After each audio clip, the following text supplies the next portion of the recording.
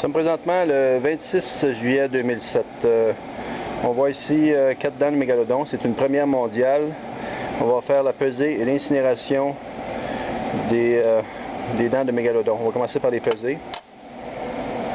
On a 109 pour la 109, 110, 111 pour la dent de mégalodon. Donc Guy Vaillancourt, président de la compagnie Crémation de la Sentinelle. On continue à peser nos dents de mégalodon qui vont être incinérées pour en étudier les composantes intérieures avant et après incinération, pour pouvoir étudier aussi les cendres, pour pouvoir étudier l'intérieur de là-dedans, voir s'il n'y a pas des anomalies aussi au niveau de décalcification des os, toute autre chose. 26.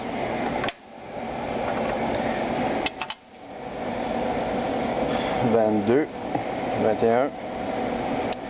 Donc, on a eu l'autorisation environ une semaine et demie passée du ministère de l'Environnement, qui est une première, avec toutes les autorisations nécessaires du ministère de la Culture et des conditions féminines et de la partie archéologique du patrimoine québécois. Donc, on a pesé toutes nos dents de mégalodon. Maintenant, ce que je vais faire, je vais les mesurer, chacune pour voir la longueur qu'elles vont avoir. Donc on voit 3 pouces, quelques lignes, c'est pas bon trop dans les petites lignes là. On a la deuxième dent environ 2 pouces, la troisième dent un petit peu plus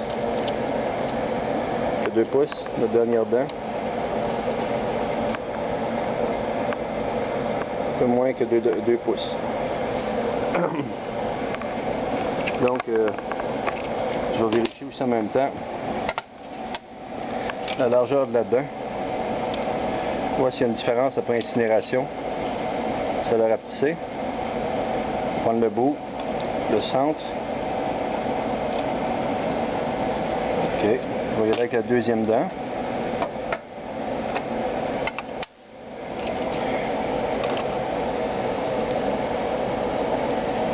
Le centre. Deuxième dent. Troisième dent.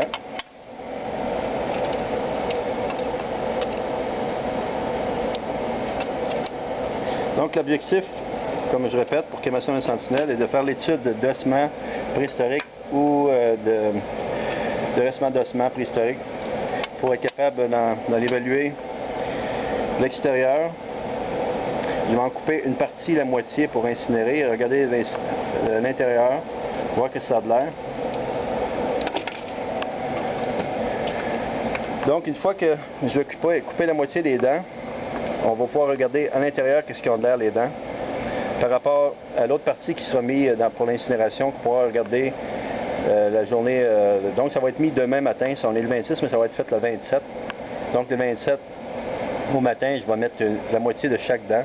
Je vais les couper, on va pouvoir regarder la partie intérieure qui sera de l'air avant et la partie après.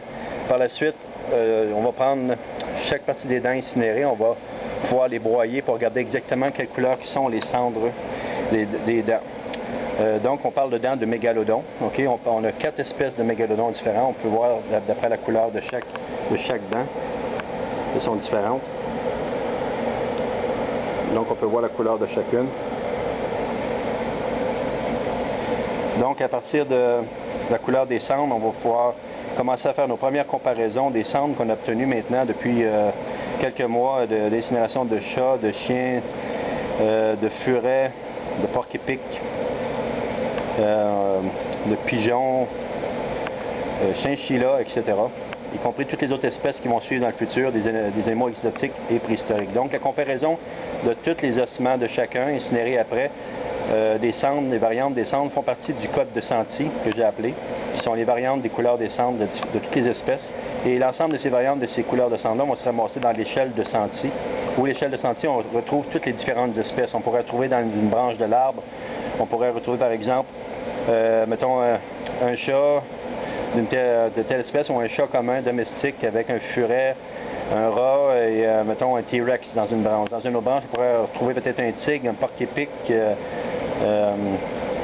un pigeon ou je ne sais pas, toutes différentes espèces. Donc l'objectif est de voir non seulement les variantes des cendres dans le code de sentier, les retrouver dans les espèces au niveau de l'échelle de sentier, mais aussi observer, voir au niveau de l'intérieur s'il n'y a pas des problèmes de calcification des eaux.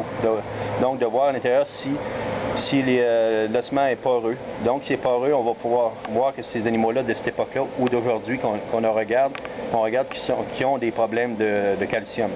On pourra voir aussi à l'intérieur de ces eaux-là s'ils sont vides, s'ils sont beaux, comme quoi que cet animal-là probablement est en santé, ou si on retrouve de la moelle de différentes couleurs, que probablement il y avait des maladies. Et avec l'analyse de ces cendres-là, de ces parties de cendres-là par des biologistes, des microbiologistes ou des chimistes, peut-être qu'ils découvriront aussi des facteurs très importants, communs, qui se retrouvent de cette époque préhistorique-là à l'époque moderne maintenant, dans le rapport des cendres, peut-être des indications précises se retrouvent dans les cendres. Comme on sait à l'époque préhistorique, il y avait 30% de plus d'oxygène que maintenant. Donc, l'ensemble des ossements et les couleurs, les variantes des couleurs des ossements, c'est quoi les facteurs? C'est-tu une question de sexe, une question d'âge, une question géographique, une question de température, une question de chromosomes? On peut se poser toutes sortes de questions. C'est le but de l'objectif, de faire cette recherche, de voir s'il y a des liens, puis voir sur la science animale, sur la science biologie animale, ça peut servir un jour ou l'autre dans le futur. Donc, on est conscient que cette recherche-là est une petite goutte, une infime petite goutte dans la mer, dans l'océan, des espèces qui existent. Mais si on ne fait pas de recherche, si on ne fait pas des débuts de recherche, on ne tente pas de faire une recherche, de partir dans une recherche pour comprendre, découvrir, se poser du questionnement, mais il n'y a aucune possibilité de comprendre notre environnement, de savoir de quelle façon on se déplace dans cela, puis surtout de comprendre quel impact qu'on a sur notre environnement. Donc, peut-être qu'on va pouvoir comprendre avec cette recherche, quand on va, comme dernièrement, j'ai un pigeon de ville, que les cendres sont gris, très foncé, quasiment noir, puis des pigeons d'élevage, eux autres, que les cendres sont beiges. Est-ce parce que c'est causé parce que le fait qu'ils mangent, qu'il y a énormément de polluants dans les nourritures qu'ils mangent, les pigeons de ville, ou est-ce causé par d'autres choses? Donc, on va tenter de répondre à plusieurs de ces questions-là en faisant en sorte de faire partie, de tenter de regrouper dans cette recherche d'autres scientifiques, d'autres chercheurs dans d'autres domaines.